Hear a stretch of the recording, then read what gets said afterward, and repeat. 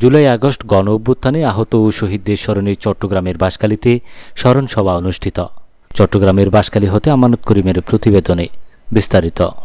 ২৬ November সকাল ১১টায় বাঁশখালী উপজেলা পরিষদ মিলনায়তনে উপজেলা নির্বাহী অফিসার জেসমিন আক্তারের সভাপতিত্বে ও উপজেলা প্রকৌশলী কাজী ফাহাদ বিন মাহমুদ এর সঞ্চালনায় স্বাগত বক্তব্য রাখেন উপজেলা সহকারী কমিশনার ভূমি মোহাম্মদ জসিমউদ্দিন, বাঁশখালী থানার officer in charge OC Mohammad Saiful Islam, কৃষি কর্মকর্তা কৃষিবিদ আবু সালেক, বাঁশখালী প্রেস ক্লাবের কোষাধ্যক্ষ সাংবাদিক শিব্বির আহমদ রানা, ছাত্রনেতা আব্দুল হামিদ, মোহাম্মদ সাইফুল ইসলাম, সিকান্দার বাদশাহ, মোহাম্মদ জোনাইদ, যুবনেতা ইঞ্জিনিয়ার এনামুল হক রাহাত, ছাত্র আন্দোলনে আহত প্রবাসী আবুল কাশেম, মোহাম্মদ জামাল, মোহাম্মদ আরিফ ইসলাম, আব্দুর রহমান। ছাত্ররা বলেন, আমাদের ছাত্র আন্দোলনে প্রকাশ্য হামলাকারীদের গ্রেপ্তারে পুলিশের তৎপরতা দেখা যাচ্ছে না। প্রশাসনের পক্ষ থেকে নির্ভুল তালিকা প্রণয়নের কথা বলেন তারা। কোনো রাজনৈতিক দলের নেতাদের দ্বারা প্রভাবিত না হয়ে উপজেলা প্রশাসনের সকল স্তরের কর্মকর্তাদের নিরপেক্ষতার সহিত দায়িত্ব পালনের প্রতি আহ্বান জানান ছাত্ররা। অন্যান্যদের মধ্যে উপস্থিত ছিলেন উপজেলা প্রাণী সম্পদ কর্মকর্তা ডাক্তার স্বপন নন্দী, নির্বাচন কর্মকর্তা মোহাম্মদ হারুন মোল্লা সহ উপজেলা প্রশাসনের বিভিন্ন দপ্তরের কর্মকর্তা, বৈষম্য বিরোধী ছাত্র আন্দোলনের নেতৃবৃন্দ, সাংবাদিক এবং বিভিন্ন প্রতিষ্ঠানের শিক্ষার্থীবৃন্দ উপস্থিত ছিলেন।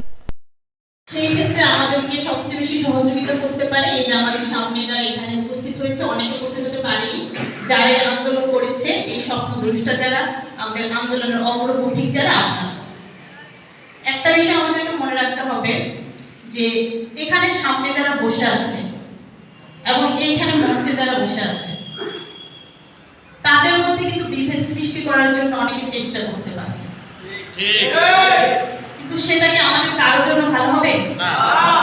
তাদেরও তারা যে আহত অবস্থা আছে সুস্থতা কামনা করি।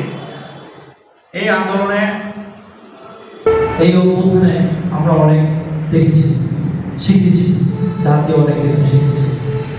ভবিষ্যতে কি করতে হবে, কিভাবে চলতে হবে, সেটাও আমরা শিখেছি।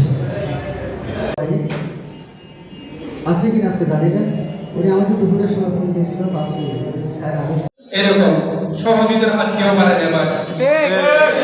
আপনি যদি আমার অবস্থা হতেন, আমি আজকে কি দুঃখের কথা বলবো, আমার বয়স গহনা বিক্রি করে আমি এই পর্যন্ত আমার চিকিৎসা করতেছি।